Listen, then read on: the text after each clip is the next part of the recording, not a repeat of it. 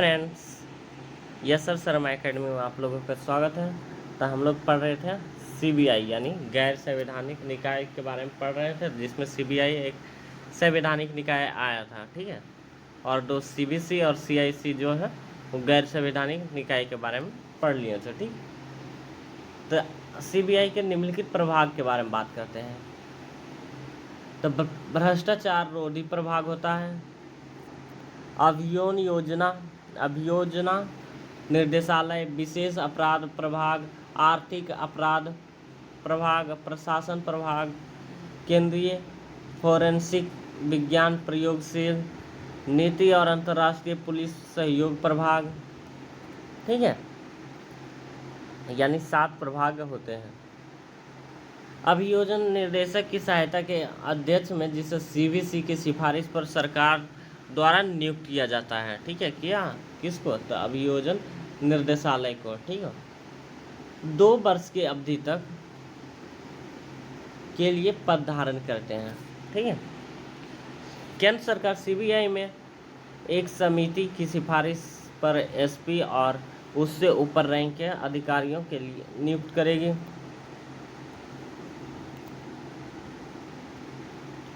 ठीक है। जिसमें होंगे अध्यक्ष के रूप में केंद्रीय सतर्कता आयोग, फिर सतर्कता आयुक्त और गृह मंत्रालय और कार्मिक विभागों के सचिव होते हैं, ठीक है। राज्य सूचना आयोग यानी सीआईसी के समान ही सीआईसी में जहां कहीं भी राष्ट्रपति और प्रधानमंत्री पद का उपयोग किया गया है, उनकी जगह क्रमशः राज्यपाल और मुख्यमंत्री पदों का उपयोग किया जाएगा, ठीक है। सीआईसी में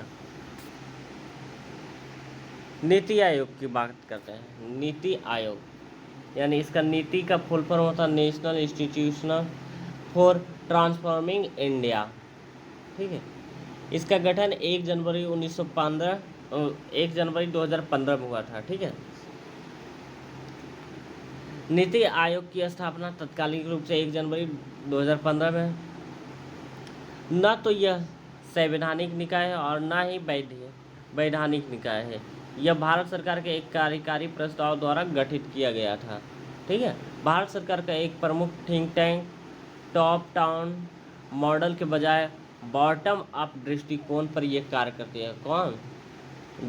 नीति। बॉटम अप मतलब नीचे से ऊपर, ठीक है।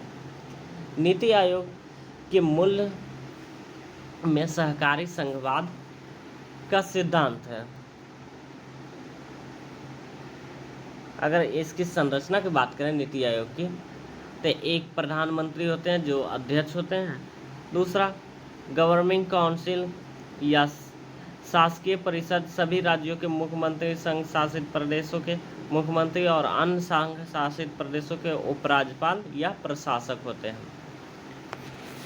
तीसरा क्षेत्रीय परिषद, एक से अधिक राज्यों या एक क्षेत्र को प्रभावित करने वाले विशिष्ट मुद्दों और आकस्मिकताओं को संबोधित करने के लिए प्रधानमंत्री द्वारा आयोजित और राज्यों के मुख्यमंत्रियों और क्षेत्रों के केंद्र शासित प्रदेशों के उपराज्यपाल भी शामिल होते हैं।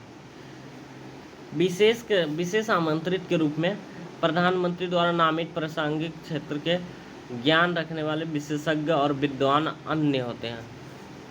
पूर्णकालिक संगठन ढांचा की अगर देखें तो उसमें सचिवालय के कुछ अन्य होते हैं, जैसे अध्यक्ष के रूप में प्रधानमंत्री, उपाध्यक्ष के रूप में नियुक्त किए हुए प्रधानमंत्री और उपाध्यक्ष, कैबिनेट मिनिस्टर, प्राप्त दर्जा वाले। पूर्णकालिक सदस्य की बात करते हैं तो राज्यमंत्री। आंशिक कालिक वाले बात करें तो प्रमुख विश्वविद्यालय, अनुसंधान आदि के अधिकतम 2 सदस्य होते हैं। पदेन सदस्य की बात करें तो केंद्रीय मंत्रिपरिषद के 4 सदस्य जो प्रधानमंत्री द्वारा मनोनीत किए जाते हैं। मुख्य कार्यकारी अधिकारी की बात करें तो प्रधानमंत्री द्वारा नियुक्त भारत सरकार के सचिव रैंक के अधिकारी होते हैं, ठीक है। नीति आयोग के विशेष शाखा की बात करें तो अनुसंधान शाखा, आंतरिक क्षेत्रवार विशेषज्ञता परामर्श शाखा की बात करें तो आवश्यकता अनुसार निजी और सार्वजनिक राष्ट्रीय और अंतर्राष्ट्रीय क्षेत्र। टीम इंडिया शाखा की बात करें तो इसमें प्रत्येक राज्य और मंत्रालय के प्रतिनिधि शामिल होते हैं। ठीक है। नीति आयोग के अधीनस्थ कार्यालय को अगर देखें तो राष्ट्रीय श्रम, अर्थशास्त्र अनुसंधान एवं विकास संस्थान होते हैं, और दूसरा विकास निगरानी और मूल्य कार्यालय होता है। ठीक है। एक NILED और एक DMEO होता है।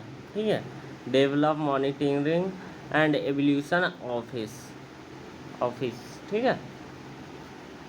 ठीक है फ्रेंड्स, तो आज हम लोग यहीं पर रहने देते हैं। कल हम गैर संवैधानिक निकाय भाग 2 को विस्तार पूर्वक पढ़ेंगे, जिसमें राष्ट्रीय मानवाधिकार की बात करेंगे और राज्य मानवाधिकार के। ठीक है। ठीक है फ्रेंड्स, तो हमारे चैनल को लाइक, सब्सक्राइब करें और कमेंट करें। ठीक है।